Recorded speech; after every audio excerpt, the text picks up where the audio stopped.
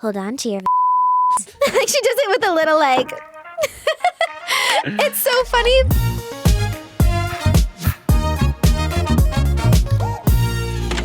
Hello, beautiful human. I am Zach. That is Dan. We welcome to the studio today a human being that you know her voice because she is the voice of the robot dancing horror killing machine named M3GAN. Now we got M3GAN 2.0. Plus we also have a debut country pop album to talk about. Yay. Everybody say hello to Jenna Davis. Hey. Hi. Hello, everyone.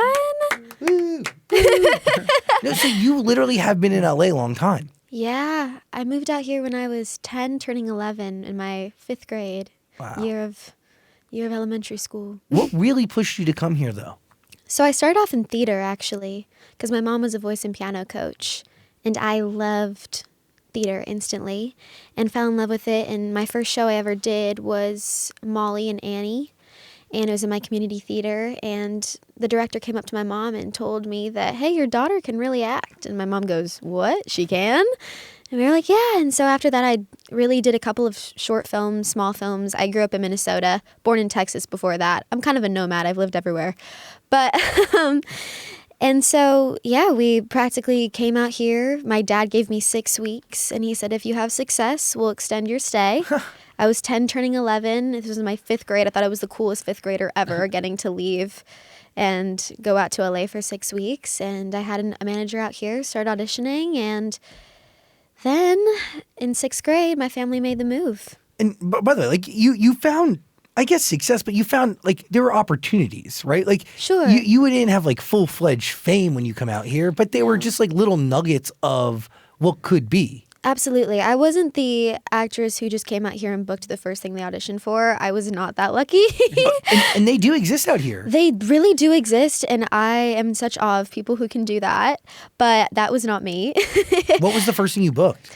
The first thing I ever booked was a Disney commercial out here, and I was a little gymnast in that because I did competitive dance growing up, so that was the first thing I booked that was for me. Oh my goodness, so exciting. But the first co-star that I did was on a show called Teachers. It was on TV Land. And I kind of worked my way up. I feel like acting has this hierarchy. You have co-star, guest star, reoccurring, series regular. And I really have just started from the bottom and worked my way up. And by the way, the work continues. Like it's just, It's kind of a nonstop thing. Because I'm going to be very honest. Mm-hmm. I'm not going to bullshit you. Yeah. Listen to the album. I have not seen M3GAN. At all. Not seen the first one. They will not let us see the second one. I really don't even know what I'm expecting. But I'm gonna go watch now. I also, again, being honest, came in today thinking that you were actually M3GAN. But you are not M3GAN. You are just the voice of M3GAN. Correct. I had no fucking idea. Because like if I look at who is M3GAN? Is it just she's made up of a lot of parts. Herself, anything that comes out of her mouth is me. So anything acting out of her physical mouth is me. You. But she's made up of puppetry. Got it. CGI. And then there is a girl named Amy Donald who did her dancing for the first film, like the viral dance that you saw on TikTok. That was her. So any of the dance movements was all her. But anything that comes out of her mouth is me. So I'm pretty much her voice, but she is an AI robot. So in the second film, you'll see how my voice kind of makes an impact in some of the different ways that M3GAN goes in the sequel. But am I crazy? There is a resemblance between you and M3GAN. There is. But the odd thing about this is it's completely coincidental. Really? Yes. A lot of people think that they based her off of me, which I would love to think. When people say that, I'm like, oh, absolutely. Go think that. I love that you think that. But no, I auditioned for the role in my bedroom closet. I thought it was for a video game. I had no clue. It was extremely confidential, so I received very little about her. It was M3GAN, AI robot, here's a brief, here's the script. And for a video game, I thought the script was very intense and just very long, and she had a lot of dialogue. And I feel like video games are usually pretty standard, or they're shorter. Like this was a whole film, so there was a lot to break down here for me on the floor of my bedroom closet. And I realized quickly throughout the audition process, because I kept on getting called back, that this was a lot bigger than a video game. And it wasn't until I think the third or fourth audition that I realized it was for a feature film. And I really had no clue what she looked like until I had a Zoom director meeting with the director, Mr. Gerard Johnstone, and they were like, hey, I think it'd be good for you to like see what she looks like, because we just want to talk to you about the character. And at this point, I still had no clue that I'd booked it, because I feel like in the acting industry, it's very important to not get your hopes up. At least for me, most of my career, at least being in this entertainment industry for 10 years, has been a lot of no's. Real. So I always expect the worst instead of thinking that this is going to be mine. And then you also like get into this like mindset of like, oh, if I talk about it or if I think positively about it, maybe it's going to amplify the fact that it doesn't happen. Yeah. And I've always been told that having a lot of expectations can kind of create false realities in your head, which can kind of be damaging for, I think, just like your head and your mental, I don't know.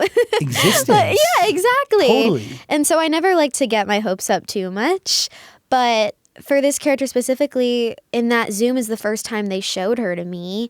And I stood there and I looked at her, and she looked like she wasn't looking back at me, but I felt like she was. I was standing there and I thought, wow, we look alike in some weird way. We both have big eyes, and she's not really blonde, but she has this like reddish kind of strawberry blonde tone to her hair. So like you could easily change your hair color and pull her off. Yeah, I actually did a video on my YouTube channel where I recreated her. Well, I turned myself into her and I looked like her, and it's very weird. It still freaks me out quite a bit, but it wasn't planned. Interesting. I know, at least not from what I know. I don't think Universal had found me yet, unless they never told me, but from what I know, no. Do you know, like, what is it about your tone? Like, what was that first audition in your closet really like? Like, what were you reciting over and over again for these people? Sure. Yeah, so when I read the brief, I like to make really weird decisions when I audition for things. Explain that. Because I think the only way that a casting director is going to remember me is if I make a wild choice, or a choice that's enough to make them stop in their tracks. Real. Because if I am trying to be like everybody else, or if I go to the same acting coach as everybody else, everyone's going to tell me the same thing. And that's not what I want to do. I want to stand out, even if it's in a really weird way. And so with this role, I thought, you know, she's a robot. Okay. So I thought I could read it like Siri. I could read it like Alexa. I've grown up doing voiceover. I started voiceover when I was 9 years old. I did like a Haribo Sour Gold Bear commercial. You can scroll back. It's like Haribo Sour Gold Bears. That's me. But, and from that, I thought, okay, well, I could do a robot voice and I could play it like that. But then I read all the dialogue, and she was really sassy. And she had a lot of personality. And I thought, okay, well, I don't think a Siri or Alexa has that much sass. So I thought, okay, I'm just going to wing it, and I'm just going to make her creepy and weird and sassy. And I just went with it. And what I auditioned for, like my audition tape sounds like what I did in the film, because the director told me in the last meeting that we had, he said, you didn't do it like anybody else. I never heard anything like it, and that's why I loved it, because everybody else tried to sound like a robot, and you didn't sound like a robot. You sounded so real that it was uncanny, and it was scary, and I loved that about it. And I thought, okay, great, like, happy I'm here. And I guess my weird decisions, I guess, turned out to be worth it. Can you give us like a little idea of what that voice was like when you Sure. auditioned? Well, I can be like, it's nice to meet you, Zach. Do you want to hang out?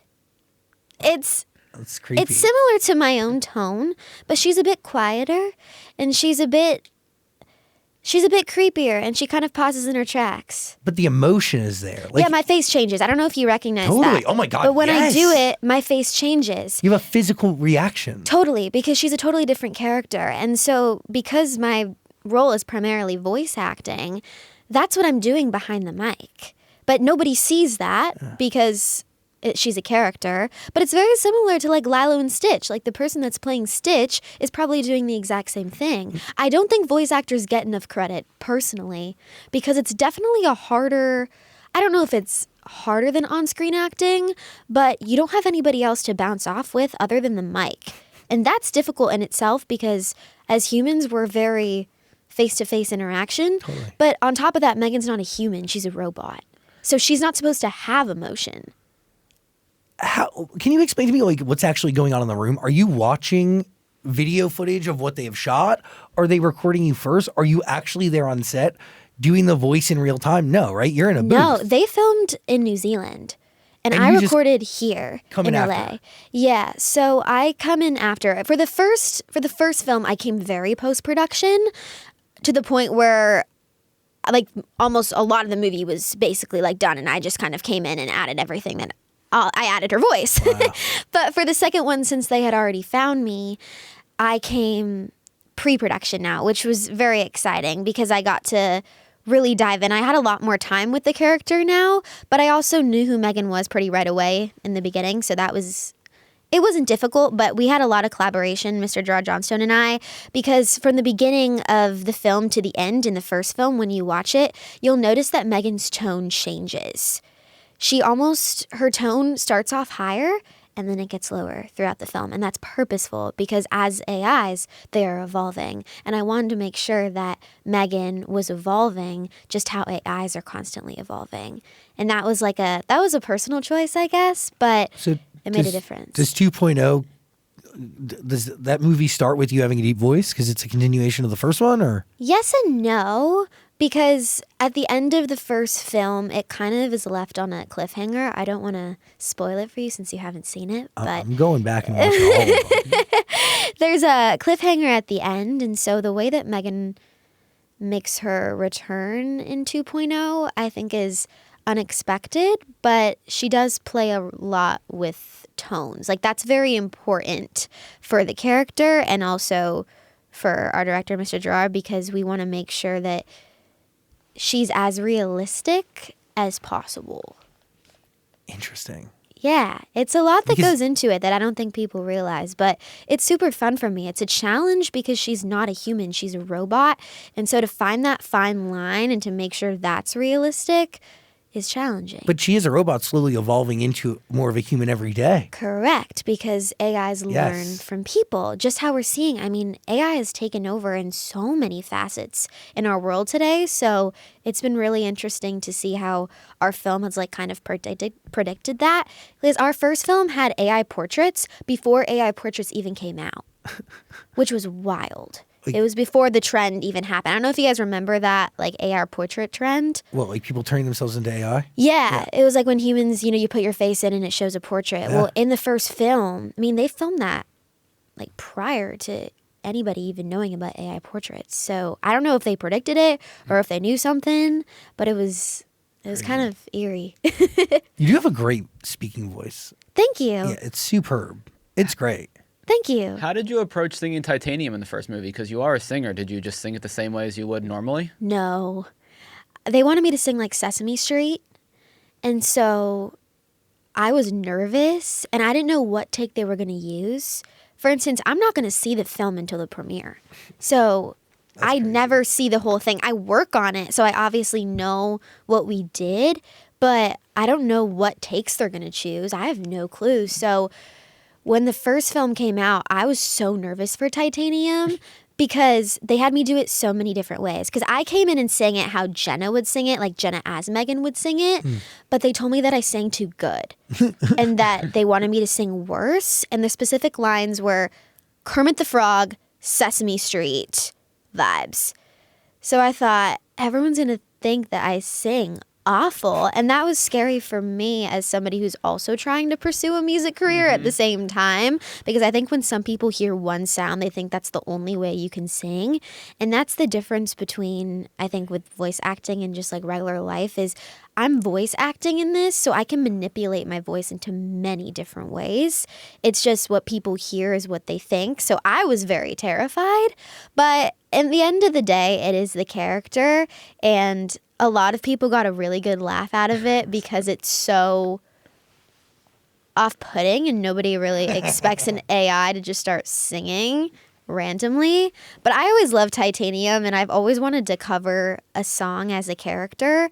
Especially I watched Pitch Perfect and they got to cover Titanium.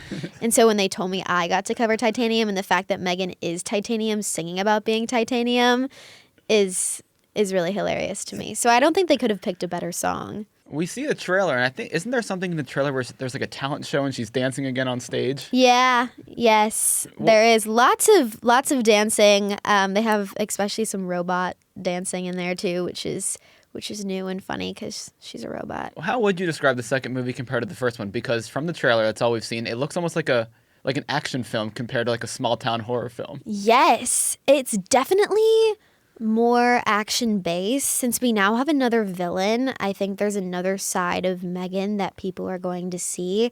I think they could almost picture her as the hero. It's like a redemption story. It's a very big redemption story, which is very exciting. And I love that it's more action-based because I think it's also going to pull other audiences in that maybe were too afraid to watch the first film. Me. That was my issue. I'm not like, I'm like, horror scares me. Like It scared me too prior to the film. I had never watched any horror films before M3GAN.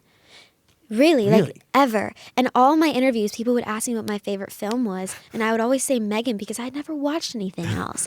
I was like, oh, I'm biased, M3GAN. I didn't watch anything else. I was terrified. I was very terrified. But I think now that I've been in a horror film, it's allowed me to open my eyes a bit more and not be so terrified. But also with M3GAN, I know what's going on, so it's less scary for me. Everybody else around me thinks that I'm crazy for saying that because they think I'm terrifying and it's weird to talk to me sometimes. Even my friends think it's weird. They're like, I hear her. I'm like, it's me. Can you explain to me like what your relationship is with the rest of the cast? Because you very much are isolated and doing this on your own, right? Yeah, absolutely.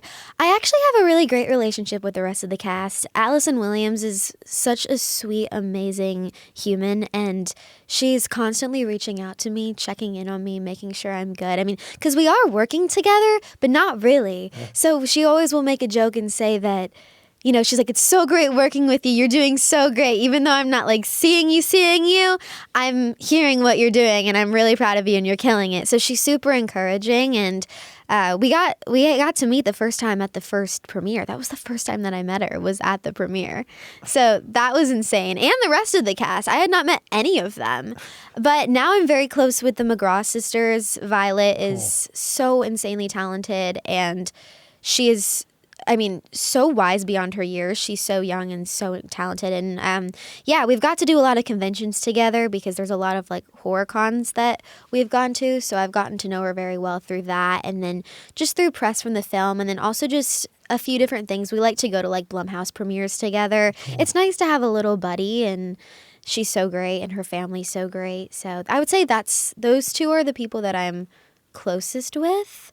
But Ronnie Chang, who's in the first film, is also such an amazing, funny, hilarious human. It is interesting. Like, there is like a horror film community, you know? Like, there's it's so big. It's like, yeah, and it's kind of within the entertainment and movie community. Like, there is this thing of like, you could do one really well and then go and do others. And most of the people who direct a great slasher horror film end up directing others. Like, it's very much a tone and a genre that people master. Yeah, Scream Queens are real. They happen.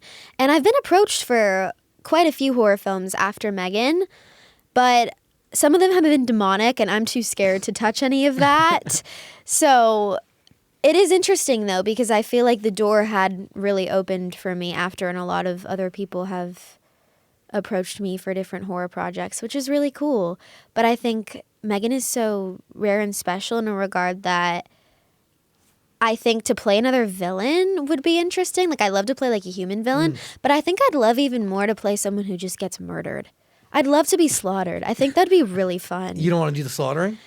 You know, I feel like M3GAN has done so much slaughtering, and I'm not opposed, of course, if, you know, Scream's going to call or someone's going to call with a great part, I'm never going to decline, but I definitely think it would be fun to be on the victim side and just get completely slaughtered.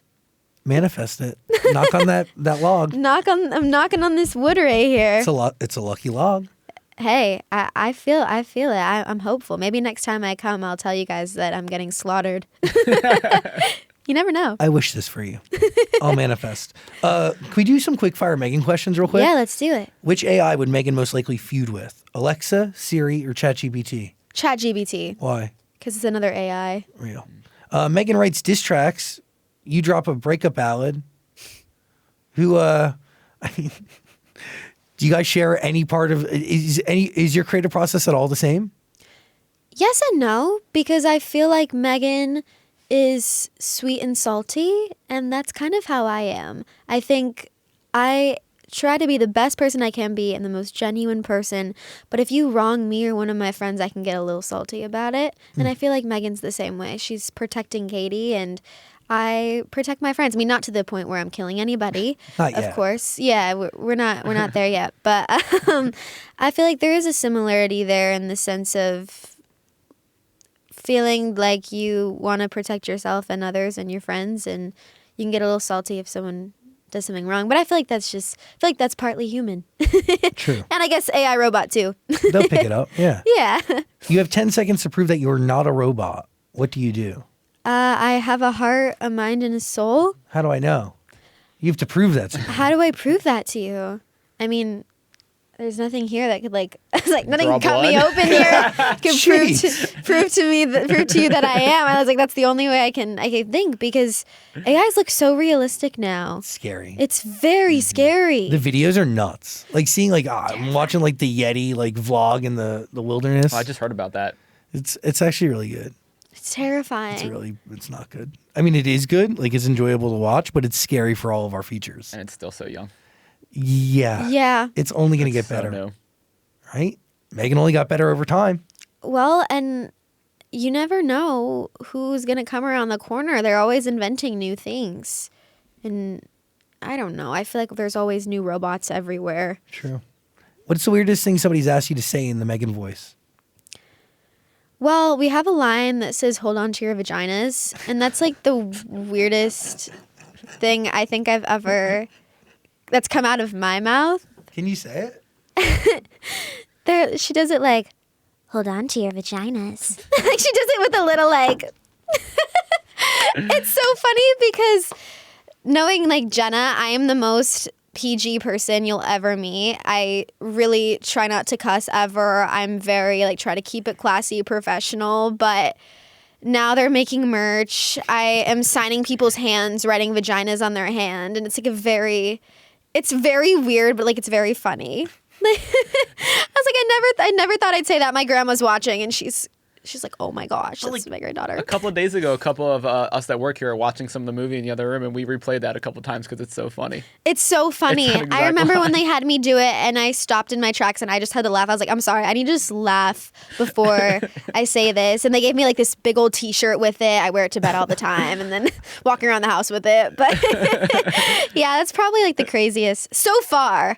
But I mean, you never know. You never know what's next. If you could program M3GAN with one personality trait of your own, what would it be?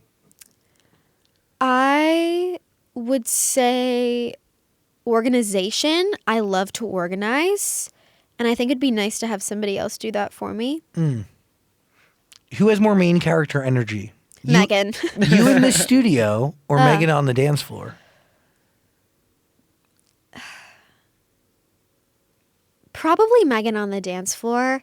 When I'm in the studio, I don't know. Okay, I have allergies right now, so it looks like I'm crying, but I'm not. I've discovered that I have allergies in the past year, and it looks like I'm crying, but my eyes just water randomly. Sorry. Anyway, I just didn't want people to watch this and think I'm crying and I'm sad, because I'm not. But I would say M3GAN, probably. She's just very main character. I think Jenna is main character, but I think I'm more main character energy when I'm on stage versus when I'm in the studio. I feel like in the studio, I'm very focused and analytical about everything versus when I'm on stage, I don't really care and I just go for it. So What is it about the stage that brings that out in you? I think it's just the natural performance feel that I've had since I was young. I think my mom has always told me you can't care what you look like on stage or when you're on camera or when you're on set or you're literally going to go crazy. So I think it's just the natural instinct to go out there and just have fun and not think about anything and just perform. What a great approach, because most of the time people only think about how they look when they're on camera or on stage. Yeah, I think I've always grown up, I guess my mom has always told me that if you care about what you look like, it's going to kind of limit yourself because no one's ever going to love how they fully look like all the time, and I think I never would have posted half of the things that I've posted on the internet if I cared. Real. If I cared what I looked like.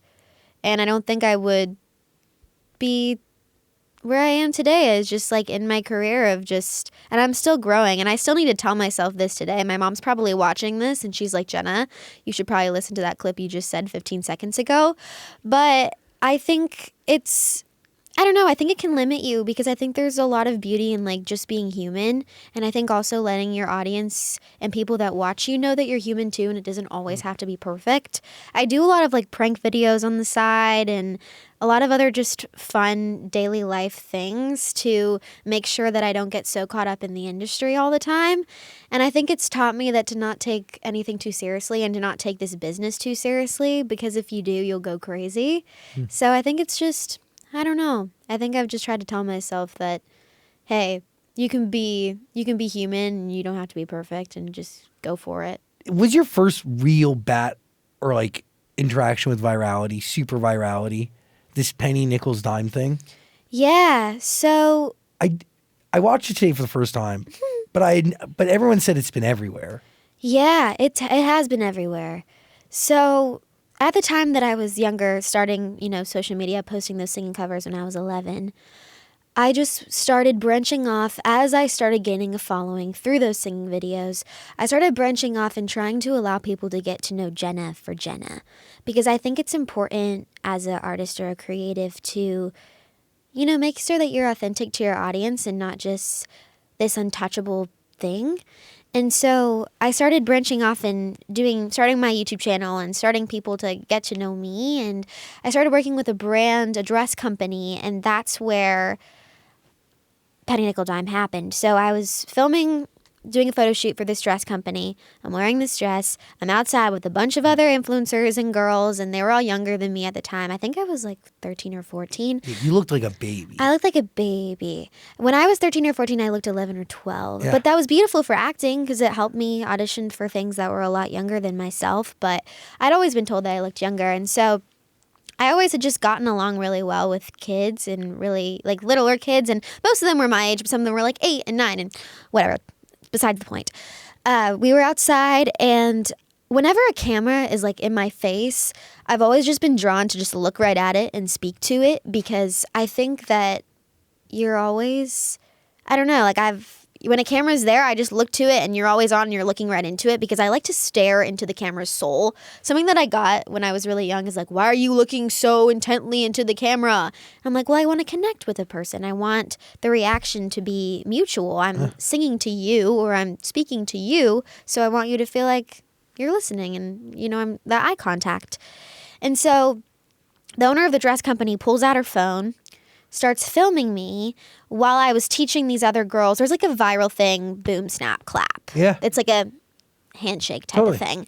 And I had heard Penny Nickel Dime. I don't know where I had heard it, but I'd heard it.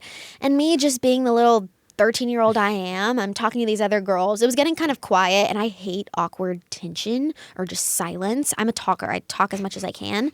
And so I was telling the girls, hey, have you guys ever heard of Penny Nickel Dime? And that's when the owner of the dress company pulls out her phone and starts filming me. Doing this to all these other girls, like, hey, Penny Nickel Dime, whatever.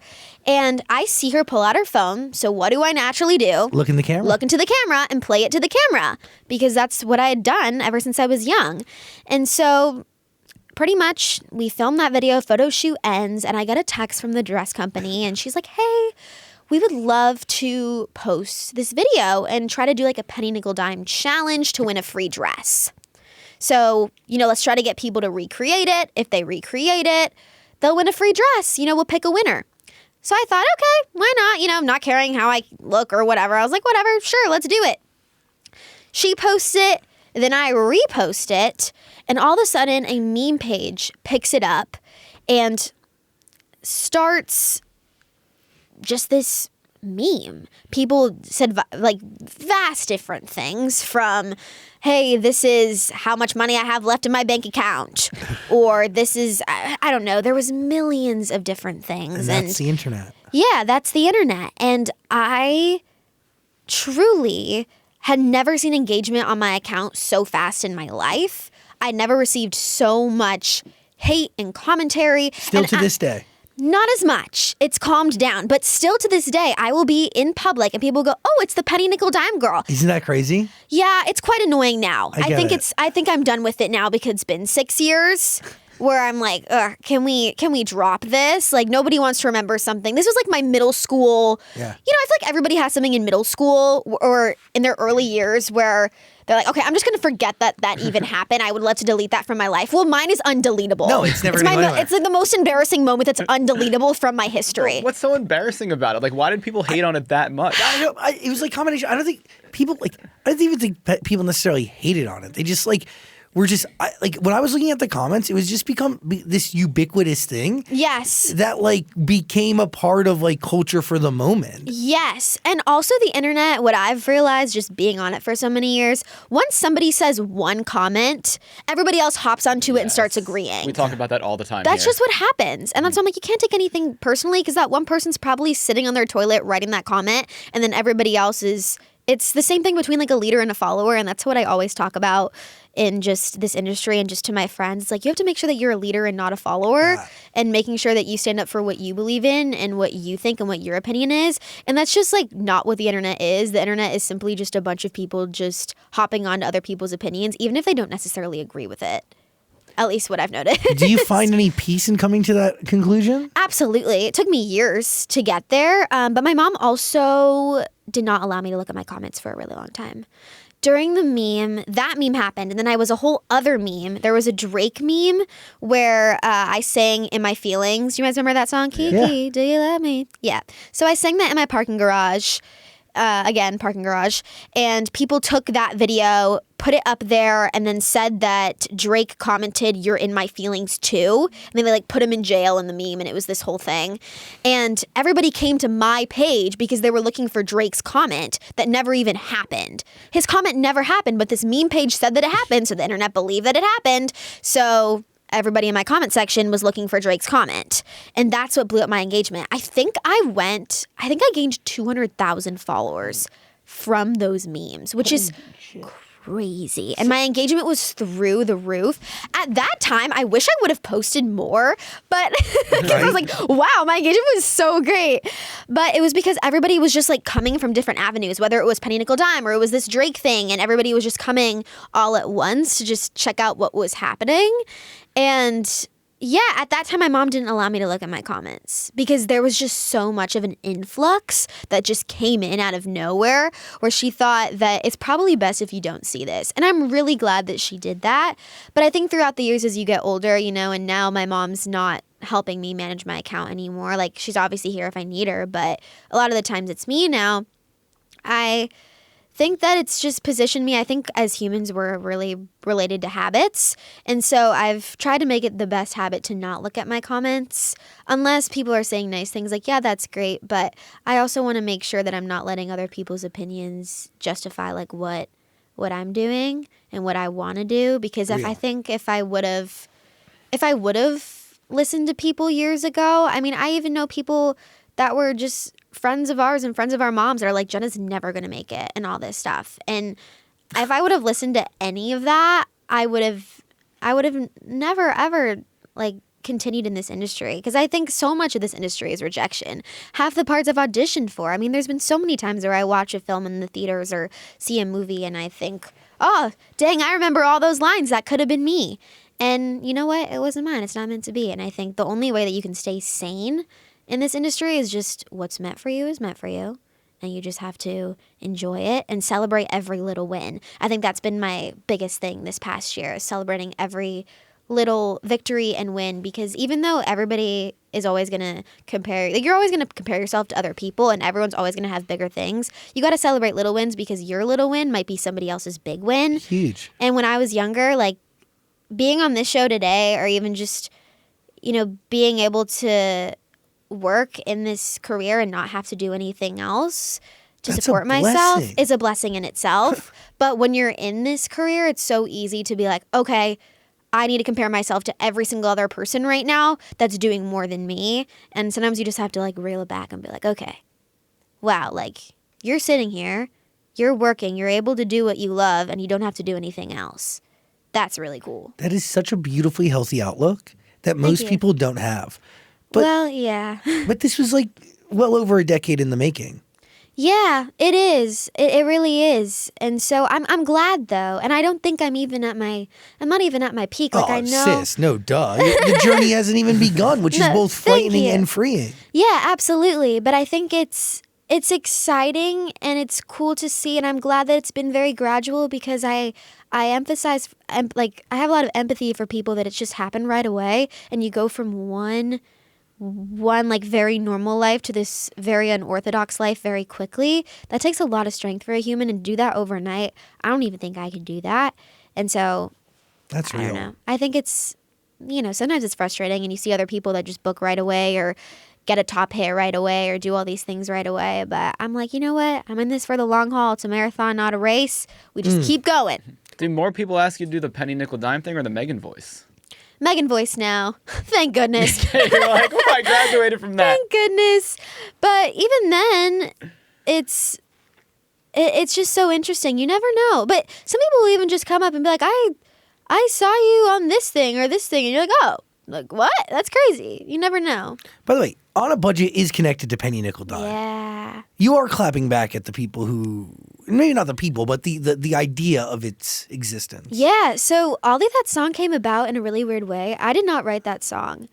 It was I write most of my music, but On a Budget was actually a pitch song. From Kelsea Ballerini. From Kelsea Ballerini. And Jimmy Robbins, of Yes, course. Jimmy Robbins, Kelsea Ballerini, and Shane McNally. Yeah, by the way, three of the greatest country artists to maybe exist. Icons. Right? Yeah. Icons. And so I got pitched the song, and I usually don't really take outside cuts very often unless they feel very authentic to me, because I feel like music is authenticity at its finest, and I feel like people can read very, very clearly if it's not authentic.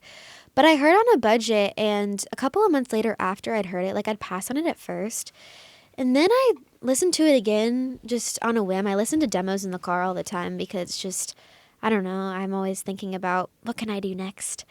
And I listened to it and I thought, wow, this is really weird that this is a clapback song related to money.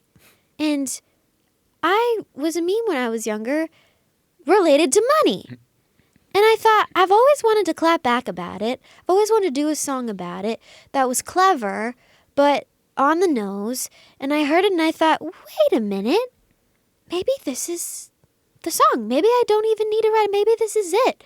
I mean, of course, Kelsea Ballerini, Shane McNally, Jimmy Robbins behind it. Yeah. Huge. But the thing is, I didn't know they were behind it. Nobody told me. My label didn't tell me. I think probably purposely, but they didn't tell me. So I didn't know it was their song until I cut it.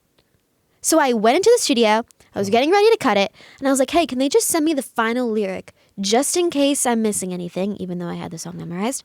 And the first three names were Kelsea, Shane, and Jimmy. Who is the scratch vocal on it? Well, I think it was Kelsey's original vocal, but I didn't think she had written it. Interesting. It's a great Interesting. record. I was very, very blown away. I didn't know. I recognized Kelsey's voice, but I never like to make any assumptions. But seeing those three names when you're cutting a vocal was like, whoa, I feel honored, excited, nervous, and I'm going to throw up all at the same time.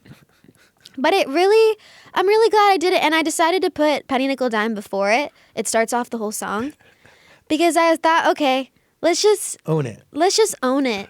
Why not? And I think about it someday of like performing live. It'd be really fun to like put Penny, Nickel, Dime on the big screen and just do it with everybody in the audience. Yes. To just heal my inner child's embarrassment of it all. By the way, like that's beautiful. Like I think a therapist would give you the green light on something like that. I think they would, That's right? good. Yes. I think they would.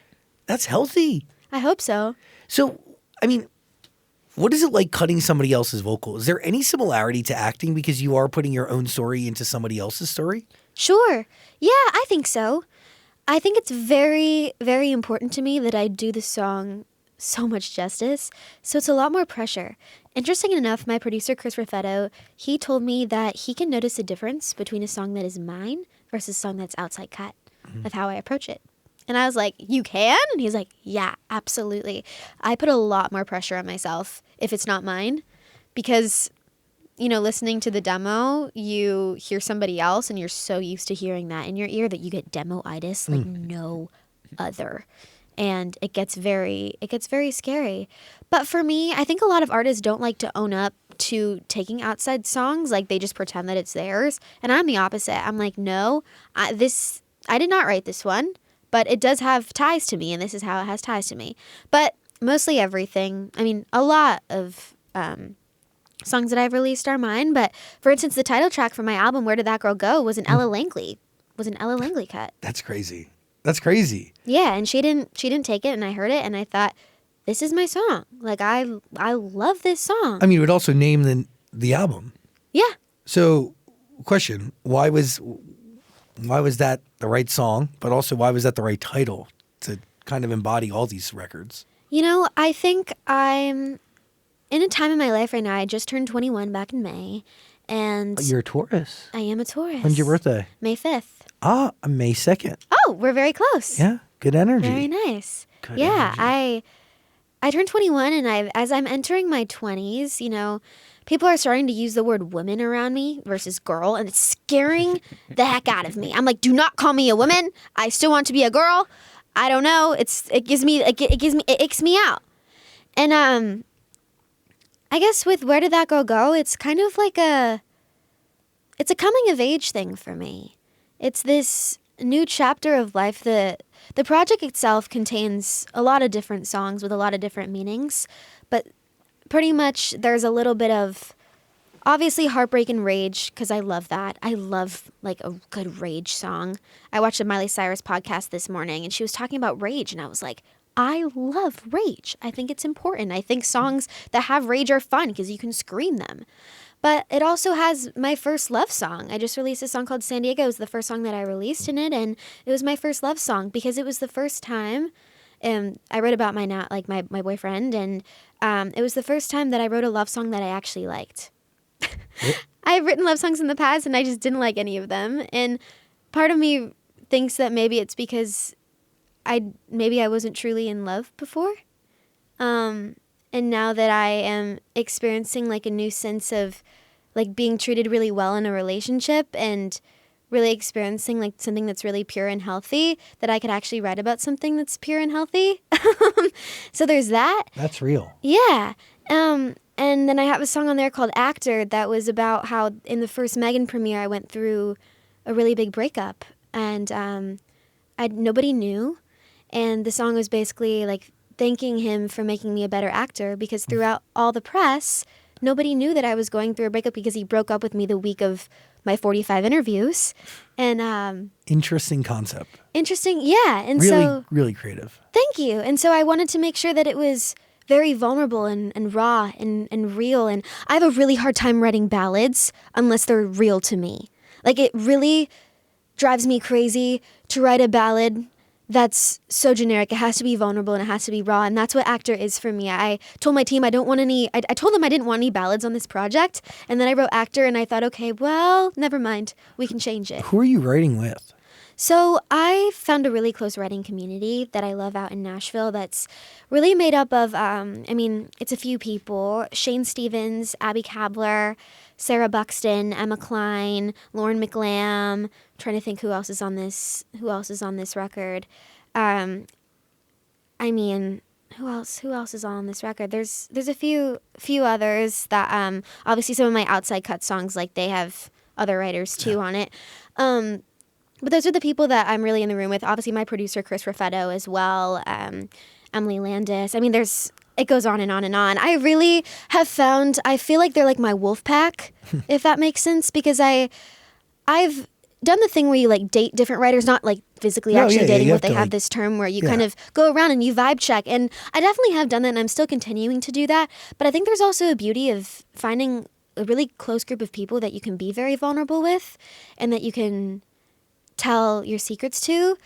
I think songwriting has allowed me to become a lot more of an extrovert. I was homeschooled for a lot of my life, so I felt introverted in that regard, but I think it's allowed me to open up a bit more. I just don't really love telling my very close personal secrets to strangers. Oh, how weird of you. How weird of me, right? And so I think I've found a really close core group of people that know me and know me really well, and that helped me write most authentically to me. But a lot of the ideas, like a lot of the songs on the record are from the titles like that are found in the notes in my phone. Something that I think is my duty as an artist is to walk into the room with an idea. I never want to walk into the room and be like, I don't know what to say, because I don't think that's an artist. If you don't know what to say, what Real. yeah, what are you trying to convey? What are you trying to say? And so I think it's my duty and calling to always know what I want to say next. But that's always hard to know once you've already said like your biggest ideas and the things that you've had saved for long. Once you write them, it's hard to keep going and feel like what's next. You have to kind of live a little bit. Like it's all about living. Yeah, it's all about living. Where does Miss Wannabe come from? Oh, okay. She got blonde hair about my size. Looks like me if you squint your eyes. Yeah, so Miss Wannabe is all about like when your ex finds somebody that looks just like you. Totally. And Is it born out of reality? so Miss Wannabe was actually a pitch song that I received, and the song's actually 10 years old. What? Interesting. Yes. So it was written by Shane Stevens. He also writes for Carrie Underwood. So you can kind of hear in that song, I feel like that's the most like really heavy like Carrie country people have, like they've said it's like it kind of gives Carrie Underwood. I'm like, yeah, well, it makes sense because one of the writers writes for her. But I think that song meant so much to me because it's happened to me in the past, so it was relatable enough. But it's also a song that challenged me so much vocally because I haven't sung like that in any of my tracks before, and I'm very capable of doing so. But I think different songs, require different vocals. And this one for me was like the moment where I could release a song that signifies that, oh, this girl does sing and she wants to do country, because I think there's a hard stereotype that my label and I are trying to fight that I'm just an influencer who wants to start singing. Totally. And it kind of like kills me inside when people think that, because I literally built my social platforms off of music when I was young. Like that's how I built my Instagram. It's just so many people hadn't watched me then for them to know that. So, and not that starting, as an artist, being an influencer, then breaking off into artistry is a bad thing, but that was never me. So I don't like when that stereotype is put upon me. How do you break it? Well, I think it's just keep releasing music and making sure that people know that this is my biggest passion and that I'm not going anywhere. It's that whole marathon, not a race type of thing where, it's not stopping, and I just want to continue and just keep growing. But, at the same time, I also think that it's okay. There's an element of me that I'm like, okay, people are allowed to think whatever they'd like to think, as long as I can put out the best music that I can with the people that I love. I'm like, that's what makes me happiest. I think I listened to a Selena Gomez and Benny Blanco podcast recently, and they just talked about how their latest album was all about just creating music with the people that they loved and releasing songs that they loved. And I think that's what I'm trying to do, and I'm trying to encourage other artists to do, is to make sure that you're doing what you love, because at the end of the day, that's what's going to make you happiest and proud of a project. Real. Very real. You got to listen to the album. Where Did That Girl Go? It's waiting for you. Link below. Thank you. FBI's grade 2 off of your last EP. Did you do a deep dive on your boyfriend before you met him? Yeah, absolutely. I think it's vital. I think it's important. Him and I actually met through Instagram, funny enough, through DMs. So I definitely did. Who DM'd who? He DM'd me. Interesting. About my music. Funny enough, I had a song called 6 Foot Nothing. And he thought that it was completely comical and super hilarious. So that's how he slid in. And I really respected that. It was something that allowed me to reply to the DM in a way that wasn't just like a flirtatious comment. Like he complimented my craft, which meant so much to me. Because I feel like now these days everybody just comes in and like, you're hot or you're cool or you're this. And I'm like, he didn't do that. He was just like, hey, what's up? Like your new song's really cool. And I thought, wow, like, thank you for acknowledging what I do. Because that's what means so much to me. How long have you guys been together?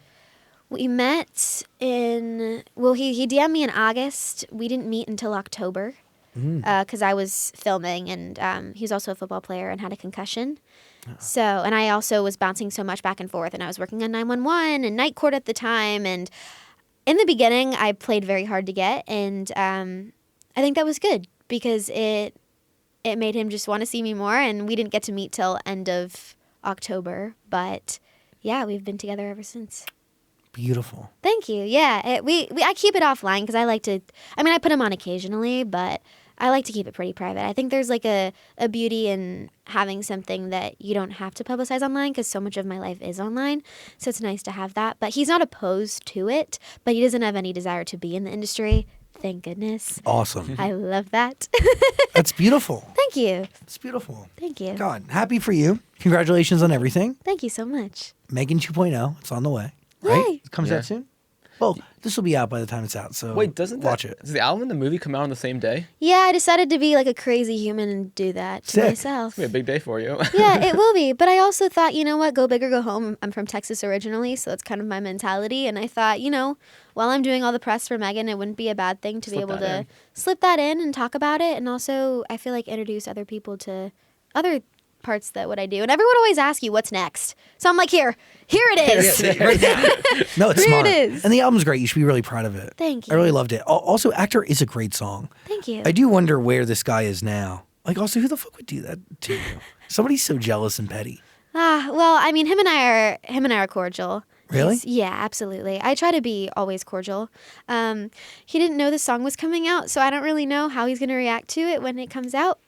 So that's nerve-wracking, but I'm just not going to, you know. It's your story. It's your truth. It's my story. It's my truth. And, you know, I feel like you can never like be ashamed or embarrassed of like something that happened to you. You just kind of have to go for it. But It's a part of your story. it's a part of my story. Damn. I got a new man on the list for the party after. Was that true? True. Damn. I love a redemption, like last little final chorus. That's good. I love it.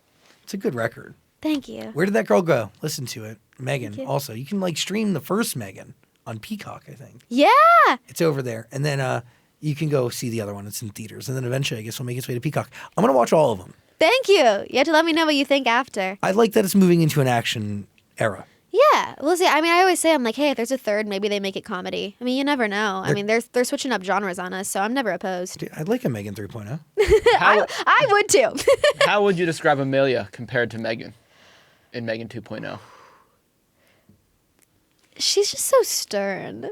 She's very stern and serious, but also in the same sense as M3GAN, like she can turn on you in any second. But M3GAN's more that like sweet but psycho energy, where Amelia's more like, I'm very professional and I'm composed and then I'm gonna kill you. Versus M3GAN's like, oh my goodness, I'm gonna be your best friend and I'm sassy and I'm a diva and I'm all this stuff. So I think that's the comparison. I think they have this similar flip the switch mentality where, you know, they can be very two-faced. But she's just more, I think, composed and professional.